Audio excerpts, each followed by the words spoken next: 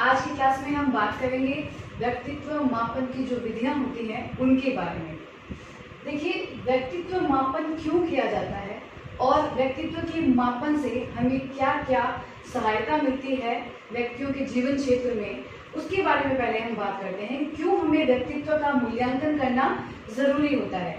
तो देखिए, बोरिंग, लैंगफील्ड और विल्ड, इन तीनों ने बहुत अच्छे कुछ कथन कहे हैं कि व्यक्तित्व मापन के द्वारा जब हम व्यक्ति के गुणों को जान जाते हैं तो हम 4 प्रकार के लाभप्रद कार्य कर सकते हैं। मतलब यूज क्या है इसका, वो बता रहे हैं इसमें कि व्यक्तित्व मापन से क्या सहायता मिलती है हमें। तो हमें 4 प्रकार की सहायता मिलती है, हम 4 प्रकार के कार्य कर पाते हैं। पहला कार्य कि व्यक्ति के विकास से संबंधित जो भी समस्याएं हैं हम उनका समाधान कर पाते हैं इन विधियों के मापन के द्वारा। दूसरा देखिए, व्यक्ति अपने जीवन की जो भी कठिनाइयां होती हैं उनके निवारण के उपाय ढूंढ सकता है। तीसरा देखिए, व्यक्ति अपनी जो भी प्रॉब्लम्स है या फिर वो समायोजन नहीं कर पाता है या फिर वो कुसमायोजन का शिकार क्यों बन जाता है, तो ये जो एडजस्टमेंट होता है वो हम इस मापन की जो विधियां हैं उनके द्वारा कर सकते हैं। और लास्ट देखिए कि हम किसी भी पद पर जब किसी व्यक्ति को हम उस पद पे ले जाते हैं तो उसके लिए उसका मूल्यांकन आवश्यक होता है। तो हम किसी भी पद पर एक अच्छे उम्मीदवार को अगर हमें निर्धारित करना है तो हमें इसके लिए क्या आवश्यक है, हमें आवश्यक है कि उस व्यक्ति के व्यक्तित्व का मूल्यांकन किया जाए। तो इसीलिए ये मापन विधियां बनाई गई है कि हम व्यक्ति का मूल्यांकन कर सकें और हमने जो ये 4 प्रकार के कार्य देखे उन कार्यों को हम अच्छी प्रकार से कर सकें। तो ये महत्व होता है व्यक्तित्व मापन का। देखिए, व्यक्तित्व मापन जो होता है उसकी 2 विधियां होती है। पहली होती है अप्रक्षेपण और दूसरी होती है प्रक्षेपण। ठीक है, पहली जो विधि है अप्रक्षेपण, ये जो विधि होती है यह विधि होती है कि व्यक्ति की जब चेतन मन का अध्ययन करके हम व्यक्ति के व्यक्तित्व का मूल्यांकन करते हैं तो वो सभी विधियां कौन सी कहलाती है, अप्रक्षेपण विधियां। और जब हम अचेतन मन का अध्ययन करके व्यक्तित्व का मूल्यांकन करते हैं तो वो कौन सी विधियां होंगी, प्रक्षेपण विधियां। ठीक है, आज की जो क्लास है उस क्लास में हम बात करेंगे अप्रक्षेपण की जो विधियां हैं उनके बारे में। प्रक्षेपण जो विधियां हैं उनकी चर्चा हम अगली क्लास में करेंगे। आज की क्लास में बात करेंगे अप्रक्षेपण विधियों के बारे में। ये 2 प्रकार की होती है, आत्मनिष्ठ विधियां और वस्तुनिष्ठ विधियां। इन 2 विधियों के माध्यम से हम अप्रक्षेपण के द्वारा व्यक्तित्व का मूल्यांकन कर सकते हैं। तो पहला देखिए, हम बात करेंगे आत्मनिष्ठ विधियों के बारे में। कौन सी आत्मनिष्ठ विधियां हैं। सबसे पहले देखिए आत्मकथा। आत्मकथा जो विधि है वो दी थी विलियम वुंट ने और उनके सहायक थे टीचिंग। इस विधि में क्या होता है, इस विधि के अंदर व्यक्ति का स्वयं के द्वारा स्वयं का निरीक्षण किया जाता है। कैसे देखिए, इसमें व्यक्ति को अपने जीवन से संबंधित निबंध लिखने को कहा जाता है और जब वो व्यक्ति अपनी आत्मकथा लिखता है यानी अपनी जीवनी लिखता है तो हम उसके बारे में उसके गुणों का, उसके अवगुणों का पता लगा सकते हैं और इस प्रकार हम एक व्यक्ति के व्यक्तित्व का मूल्यांकन कर सकते हैं। ठीक है, ये थी आत्मकथा। पहले हम पढ़ रहे हैं आत्मनिष्ठ विधियां। ओके, दूसरी देखिए साक्षात्कार विधि। यह जो विधि है ये सबसे लोकप्रिय विधि है। आप देखते होंगे जितने भी संस्थान होते हैं वहाँ पे इंटरव्यू होते हैं, उन्हीं के आधार पे लोगों का चयन किया जाता है। तो वही क्या है, साक्षात्कार है। साक्षात्कार का मतलब ये होता है कि बातचीत के द्वारा व्यक्ति का मूल्यांकन किया जाता है कि यह व्यक्ति इस पद के लिए उपयुक्त है या नहीं है। देखिए, गैरेट के अनुसार साक्षात्कार 2 प्रकार के होते हैं। कौन से, औपचारिक और अनौपचारिक। औपचारिक कौन से होते हैं, आप देखिए जो IAS के इंटरव्यू होते हैं या RS के इंटरव्यू होते हैं या कोई और एग्जाम के होते हैं, ये जितने भी इंटरव्यू है वो कौन से हैं, औपचारिक है। औपचारिक में क्या होता है कि व्यक्ति से प्रश्न बहुत सारे पूछे जाते हैं और व्यक्ति को हाँ और ना में उत्तर दिया जाता है, शॉर्ट में जवाब देता है। प्रश्नों की संख्या क्या होती है, अधिक होती है और उसके उत्तरों के आधार पर क्या होता है, मूल्यांकन। वो कौन से होते हैं, औपचारिक साक्षात्कार। दूसरे हैं अनौपचारिक साक्षात्कार। इसमें क्या होता है, व्यक्तियों से प्रश्न कम पूछे जाते हैं और उन्हें कहा जाता है आप स्वयं अपने बारे में बताइए। जैसे आपको एक सामान्य घरेलू उदाहरण देती हूँ कि जब कभी कोई लड़का एक लड़की को देखने जाता है एंगेजमेंट के पर्पज से, तो वहां पे आप देखिए वो ज्यादा प्रश्न नहीं करता, 1-2 प्रश्न करता है और उसके बाद कहता है कि आप अपने बारे में बताइए। तो ये क्या था, ये एक इंटरव्यू ही था, सिलेक्शन का। कि भाई वो उसे अपना जीवन साथी बनाना चाहता है या नहीं है। तो ये भी एक साक्षात्कार का ही रूप है, जिसे हम क्या कहेंगे, अनौपचारिक साक्षात्कार। मुख्य बात यह है कि इसमें प्रश्न अधिक किए जाते हैं और वो उत्तर हाँ और ना में ज्यादा देता है। यहाँ पे प्रश्न कम किए जाते हैं और उत्तर वो अपने हिसाब से देता है, अपने बारे में स्वयं के अनुसार बताता है। ठीक है, तो साक्षात्कार कितने होते हैं, औपचारिक और अनौपचारिक। व्यक्तियों के माध्यम एक दूसरे के बातचीत के माध्यम से व्यक्ति का मूल्यांकन किया जाता है, यह विधि कहलाती है साक्षात्कार विधि। अगली देखिए व्यक्ति इतिहास विधि, केस स्टडी विधि। ये बहुत ही महत्वपूर्ण विधि है, आपके बहुत सारे एग्जाम के अंदर पूछा गया है। केस स्टडी जो विधि है ये दी थी टाइड में, किसने दी थी, टाइड में। अब देखिए ये महत्वपूर्ण क्यों है, यह वह विधि है जिसके द्वारा असामान्य जो बालक है उनके व्यक्तित्व का मूल्यांकन किया जाता है, या फिर आप कह सकते हो कि जिन बालकों में विलक्षणता पाई जाती है उन बालकों का अध्ययन किसके द्वारा करेंगे, केस स्टडी या फिर जीवन इतिहास विधि के द्वारा। अब इसमें क्या होता है, असामान्य बालक जैसे एक बाल अपराधी है, एक समस्यात्मक बालक है या फिर एक प्रतिभाशाली बालक है, ये सभी के सभी असामान्य हैं। क्यों, क्योंकि ये सामान्य बालकों से क्या होते हैं, भिन्न होते हैं। तो ऐसे बालकों के अगर व्यक्तित्व का मूल्यांकन करना है तो हमें कौन सी विधि प्रयोग करनी है, व्यक्ति इतिहास विधि, केस स्टडी विधि। इसमें जो व्यक्ति है, जैसे समझ लीजिए हम एक बाल अपराधी व्यक्ति का अध्ययन कर रहे हैं, उसका मूल्यांकन कर रहे हैं, तो हमें उसकी जो जीवनी है यानी उसकी आप पूरे उसके इतिहास के बारे में पता कीजिए, बचपन के लिए से आज तक उसका क्या हुआ है, उसके साथ क्या हुआ है कि वो बाल अपराधी बन गया है। तो ये जितने भी अलग तरीके के बालक हैं उनकी पूरी जीवनी यानी उसके जन्म से लेके उसकी जो आयु है तब तक के उसके इतिहास के बारे में चर्चा की जाती है। देखा जाता है कि इस बालक में ये समस्या क्यों पाई गई है, इसमें जो ये विलक्षणता है उसका कारण क्या है। इसीलिए इन बालकों के लिए सबसे परफेक्ट विधि कौन सी है, व्यक्ति इतिहास विधि यानी केस स्टडी विधि। ठीक है, नेक्स्ट पर आते हैं प्रश्नावली विधि। प्रश्नावली जो विधि है इसका आदि जनक कौन है, शुक्रात, और आधुनिक जनक है वुडवर्थ। यहाँ पे ध्यान रखिएगा ये आर.एस. वुडवर्थ है, विलियम वुडवर्थ नहीं है। इन्होंने ये विधि दी थी 1918 के समय। ठीक है, अब देखो बात करते हैं प्रश्नावली विधि। इस विधि को कागज पेंसिल विधि भी कहते हैं, लिखित विधि भी कहते हैं।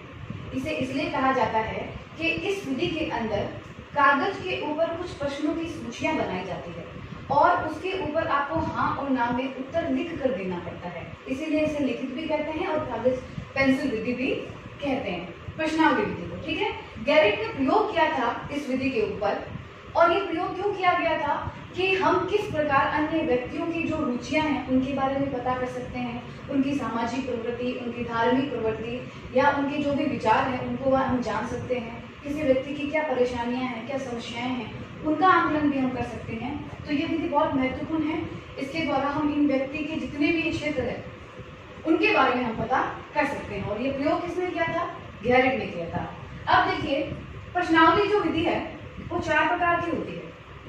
ठीक है, पहली है इसमें मुक्त और खुली प्रश्नावली। ये जो विधि होती है खुली प्रश्नावली वाली, इसमें प्रश्न दिया जाता है और बालक को पूरा उत्तर जो होता है खुद लिख कर दिया जाता है, उसे तो हम कहेंगे खुली या फिर मुक्त।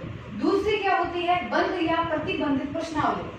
इसके अंदर जो प्रश्न लिखे जाते हैं उसका सिर्फ हाँ और ना में उत्तर पूछा जाता है, आपको केवल हाँ और ना में चिन्ह लगाकर या फिर लिखकर आपको उत्तर देना पड़ता है, इसीलिए इसे कहते हैं हम बंद और प्रतिबंधित प्रश्नावली।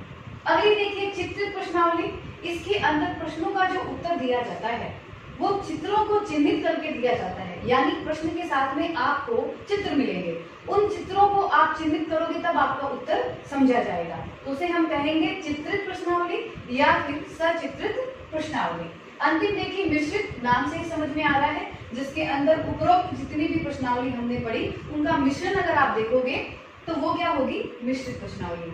तो आप ध्यान रखिए प्रश्नावली विधि 4 प्रकार की होती है, मुक्त, बंध, चित्रित और मिश्रित। और ये दी किसने दी, आदि जनक शुक्रात है, आधुनिक जनक वुडवर्थ है। अब देखिए नेक्स्ट बात करते हैं हम व्यक्तित्व परिसूचियों के बारे में। ये जो परिसूचियां हैं ये दी थी वुडवर्थ ने 1918 के समय। ठीक है, पहले परिसूचियों का मतलब समझते हैं। परिसूचियों में क्या होता है, व्यक्ति के जीवन से संबंधित बहुत सारे प्रश्नों की सूची बनाई जाती है। और जो समझ लीजिए बालक या परीक्षार्थी है, वो जो उसके सामने परीक्षण करता है, जो उसके व्यक्तित्व का मूल्यांकन कर रहा है, वो उसके सामने बैठता है और उन प्रश्नों के उत्तर हाँ और ना में देता है और उसके सामने स्वयं बैठ के अपना मूल्यांकन करता है। इसीलिए इस विधि को स्वयं मूल्यांकन विधि भी कहा जाता है। देखिए, ये जो विधि वुडवर्थ ने बनाई थी, ये बनाई थी द्वितीय विश्व युद्ध के समय। उन्होंने जो मानसिक रोगी सैनिक थे उनके ऊपर ये प्रयोग किया था और ये विधि का प्रयोग करके उनको समझाया था कि किस प्रकार से हम एक अंतर्मुखी और एक बहिर्मुखी जो सैनिक होते हैं या व्यक्तित्व होता है उनके बारे में हम पता लगा सकते हैं। यानी इस विधि का पहले जो प्रयोग किया गया था वो केवल अंतर्मुखी और बहिर्मुखी जो व्यक्तित्व है उसके मूल्यांकन के लिए किया गया था। बाद में इसके अंदर और जोड़ा गया कि किस प्रकार बालक या व्यक्ति कुसमायोजित होता है, उसको जानने के लिए भी इस विधि का प्रयोग किया गया। अब देखिए, कैसे जानेंगे कि व्यक्ति अंतर्मुखी है या बहिर्मुखी है, तो यहाँ पे कुछ प्रश्नों की सूची बनाई गई। कैसे प्रश्न कि आपको अकेले रहना पसंद है या नहीं है, आपको मित्र बनाना पसंद है या नहीं है, आपके परिवार वाले आपके संग कैसा व्यवहार करते हैं। तो इस प्रकार के देखिए प्रश्न बनते हैं। इन प्रश्नों के जो उत्तर देंगे उन्हीं उत्तर के आधार पे उसके व्यक्तित्व का मूल्यांकन किया जाता है। अगर कोई व्यक्ति ये उत्तर देता है कि मुझे अकेले रहना पसंद है और मुझे मित्र बनाना पसंद नहीं है, तो हम समझ सकते हैं कि वो कैसा व्यक्तित्व है, वो अंतर्मुखी व्यक्तित्व है। तो इस प्रकार से व्यक्तिगत परिसूचियों के द्वारा हम व्यक्तित्व का मूल्यांकन कर सकते हैं। ये तो हमारी हो गई आत्मनिष्ठ विधियां। हमने 5 पढ़ी है। देखिए, आत्मकथा, साक्षात्कार, व्यक्ति इतिहास, प्रश्नावली और व्यक्तित्व परिसूची। ठीक है, अब चलिए नेक्स्ट पर बात करते हैं हम वस्तुनिष्ठ विधियों के बारे में। पहली वस्तुनिष्ठ विधि है निरीक्षण, जिसे प्रेक्षण भी कहते हैं। किसने दी है? जे.बी. वॉटसन ने दी है। कितने प्रकार की होती है? औपचारिक और अनौपचारिक। अब इसे हम समझते हैं।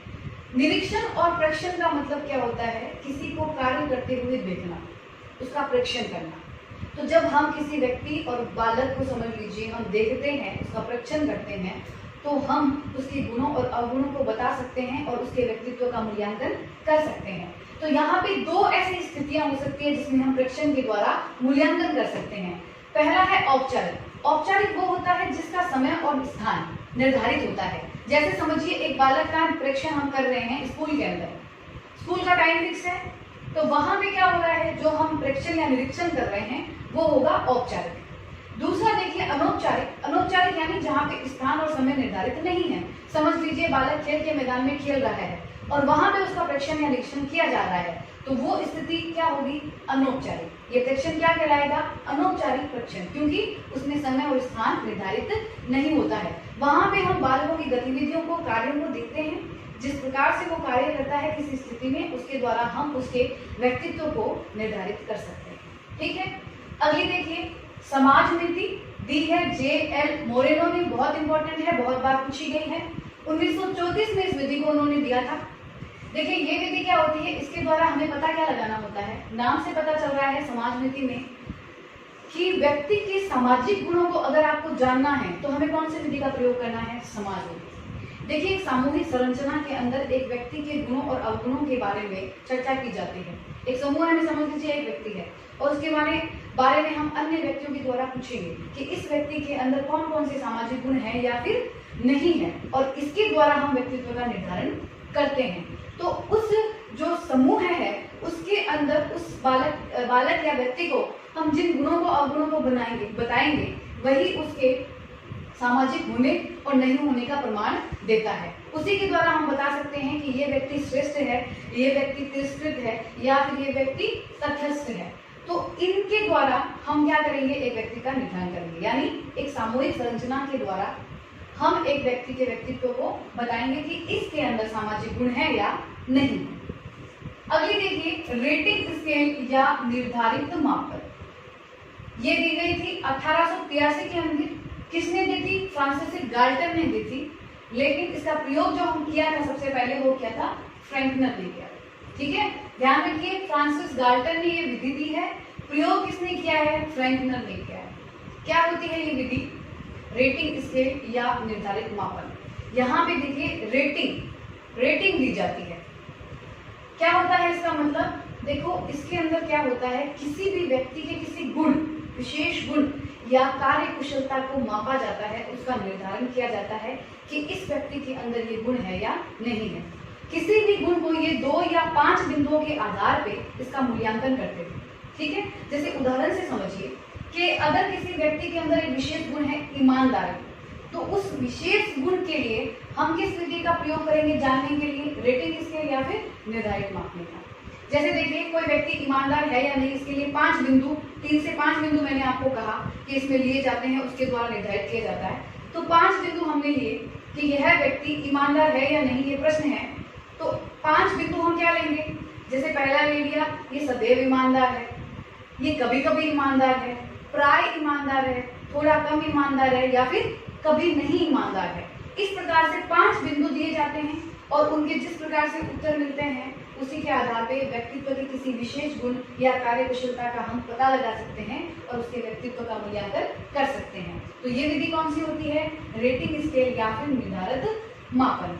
ओके, अगली देखिए परिस्थिति परीक्षण। नाम से ही पता चल रहा है परिस्थिति में परीक्षण किया जाता है, कार्यों का, उसके व्यवहार का और उसके मूल्यांकन को जज किया जाता है। ठीक है, कि कैसे एक व्यक्ति का मूल्यांकन हम एक परिस्थिति में रहकर कर सकते हैं, वो कौन सी विधि होगी? परिस्थिति परीक्षण। देखिए इसमें 2 तरीके होते हैं, वास्तविक और काल्पनिक। ये 2 प्रकार की स्थितियां हम बना सकते हैं, पहली वास्तविक परिस्थिति या दूसरी काल्पनिक परिस्थिति। परिस्थितियां हम क्रिएट भी कर सकते हैं और वास्तविक भी हो सकती है। तो इन 2 तरीकों से हम किसी परिस्थिति में परीक्षण कर सकते हैं, किसी व्यक्ति का, किसी बालक का। ठीक है, तो जब व्यक्ति कोई वास्तविक परिस्थिति हो, चाहे एक काल्पनिक हमने बनाई है, उस परिस्थिति में एक व्यक्ति क्या व्यवहार करता है, उसी व्यवहार के आधार पर उसके गुण और अवगुण हमें पता चलता है। जैसे समझ लीजिए इन्हीं स्थितियों में बालक के अंदर की जो योग्यता होती है, समझ लीजिए कोई साहसी है, किसी में नेतृत्व का गुण है, किसी में धैर्य है या नहीं है, ये सभी बातें हम वास्तविक या काल्पनिक परिस्थिति में परीक्षण करके देख सकते हैं। और जब इन गुणों को जब हम देखेंगे तो हमें पता चल जाता है कि ये किस प्रकार का व्यक्तित्व है। तो इसे हम क्या कहेंगे? परिस्थिति परीक्षण। अगला देखिए निष्पादन या फिर परीक्षण। ये दिया है मे एवं हार्टसन ने। ये विधि भी कब बनाई गई थी, इसकी जरूरत पड़ी थी 1918 में, जब द्वितीय विश्व युद्ध का समय था, उसी समय इस विधि का भी प्रयोग किया गया था। ठीक है, देखो ये विधि जो है ये मुख्य रूप से किसी व्यक्ति या बालक की ईमानदारी की जांच हेतु ये विधि बनाई गई। ठीक है, कि किस प्रकार हम ईमानदारी चेक कर सकते हैं, उसके लिए सबसे उपयुक्त विधि कौन सी होगी? निष्पादन या परीक्षण, जो दी है मे एवं हार्टसन ने। देखो क्या किया गया था कि जो परीक्षार्थी होते थे उनको एक इमला सुनाया जाता था क्लास के अंदर। ठीक है, बालक लिख लेते थे उसे, उसके बाद उनकी कॉपी ले ली जाती थी। जो शिक्षक होता है वो उन कॉपियों में बालकों की जो गलतियां हैं उसको गुप्त रूप से नोट कर लेता है। बच्चों को पता नहीं चलता कि हमारे टीचर ने हमारी गलती देख लिया। उसके बाद वो क्या करता है, वो कॉपियां वापस दे देता है और जो इमला उन्होंने पढ़ा उसको बोर्ड पे लिख देते हैं और बच्चों को कहते हैं कि आप इसको देखिए, अपनी कॉपी में आपने जो भी गलतियां की है उसे काट दीजिए। ठीक है, तो कुछ बच्चे तो ईमानदारी से जवाब देते हैं, जितनी उनकी गलतियां हैं उन गलतियों को वो क्या करते हैं, काट देते हैं। लेकिन कुछ बच्चे ऐसे होते हैं कि टीचर ने तो देखा नहीं है, मैं इसको सही कर देता हूँ। इस प्रकार हम बालक या व्यक्ति की ईमानदारी का जांच कर सकते हैं। ये विधि कौन सी है? निष्पादन या फिर परीक्षण। ठीक है, अगली देखिए स्वतंत्र संपर्क कर्म निर्धारण मापनी भी इसे कहते हैं। इसे दिया है लुईस थ्रस्टन ने। इस विधि में क्या होता है, शिक्षक और शिक्षार्थी के मध्य बहुत अच्छा एक घनिष्ठ संबंध होता है। घनिष्ठ संबंध स्थापित होने के बाद शिक्षक शिक्षार्थी के जीवन से संबंधित बातें और सूचनाओं को एकत्र करता है और जिससे उसको पता चलता है कि इस व्यक्ति के अंदर कौन कौन से गुण हैं। और इसे क्रम निर्धारण इसलिए कहते हैं कि जब व्यक्ति को पता चल जाता है कि इसके अंदर कौन से गुण हैं, तो वो उसे बता सकता है कि इस बालक के अंदर सर्वाधिक कौन सा गुण है या सबसे कम कौन सा गुण है। मानिए एक व्यक्ति के अंदर कर्तव्य निष्ठता है, सहानुभूति का भाव है, या फिर वो जो है ईमानदार है। ठीक है, तो ये जितने भी गुण हैं उसमें सबसे ज्यादा वो क्या है, वो सबसे ज्यादा ईमानदार है। सबसे कम क्या है, उसमें सहानुभूति है। तो आप एक क्रम निर्धारित कर देते हो उसके गुणों का, इसीलिए इसको कर्म निर्धारित मापनी भी कहा जाता है। ठीक है, तो इसे क्या कहेंगे हम? स्वतंत्र संपर्क विधि या कर्म निर्धारण मापनी, जो दी थी लुईस थर्स्टन ने। अगली देखिए, शारीरिक परीक्षण। नाम से ही पता चल रहा है, इसमें व्यक्ति के शारीरिक मूल्यांकन या शारीरिक व्यक्तित्व के बारे में परीक्षण किया जाता है। ठीक है, अब देखिए शारीरिक परीक्षण के लिए कुछ यंत्र होते हैं, उन यंत्रों के द्वारा व्यक्ति के जैसे हृदय को मापने के लिए, उसके मस्तिष्क की जो क्रियाएं हैं उसको मापने के लिए, उसकी मांसपेशियों की जो क्रियाएं हैं उसको मापने के लिए कुछ यंत्रों का प्रयोग किया जाता है और उनके कार्यों को मूल्यांकित किया जाता है। तो उस विधि को हम कहेंगे शारीरिक परीक्षण विधि। अंतिम देखिए मौखिक प्रशिक्षण। इसके नाम से ही पता चलता है, मौखिक यानी कोई कहानी कहकर या कहानी को पूरा करके हम अपने व्यक्तित्व का मूल्यांकन कर सकते हैं। यानी कोई व्यक्ति को हम आप बोलोगे कहानी सुनाइए, या फिर एक कहानी को आपने आधा कहा, उनसे उत्तर पूछा, तो आप इसके द्वारा भी व्यक्ति का मूल्यांकन कर सकते हो। या कोई और विधि जिसमें मौखिक स्वरूप हो, जहां बोल के बताया जाए, उसके द्वारा व्यक्ति के व्यक्तित्व का मूल्यांकन किया जा सकता है। ठीक है, तो ये है वस्तुनिष्ठ विधियां। एक बार फिर देखिए, निरीक्षण या प्रेक्षण, समाजमिति, रेटिंग स्केल, परिस्थिति परीक्षण, निष्पादन या फिर परीक्षण। ठीक है, निष्पादन परीक्षण है ये। उसके बाद देखिए स्वतंत्र संपर्क विधि, कर्म निर्धारण मापनी, शारीरिक परीक्षण, मौखिक प्रक्षेपण। ठीक है, ये इतनी विधियां कौन सी है? वस्तुनिष्ठ विधियां। तो ध्यान रखिए, आज की क्लास में हमने पढ़ा है अप्रक्षेपण विधियां, जिसमें आत्मनिष्ठ और वस्तुनिष्ठ दो प्रकार की विधियां होती है। इसका स्क्रीनशॉट ले लीजिए। नेक्स्ट क्लास में हम प्रक्षेपण जो विधियां हैं उनके बारे में बात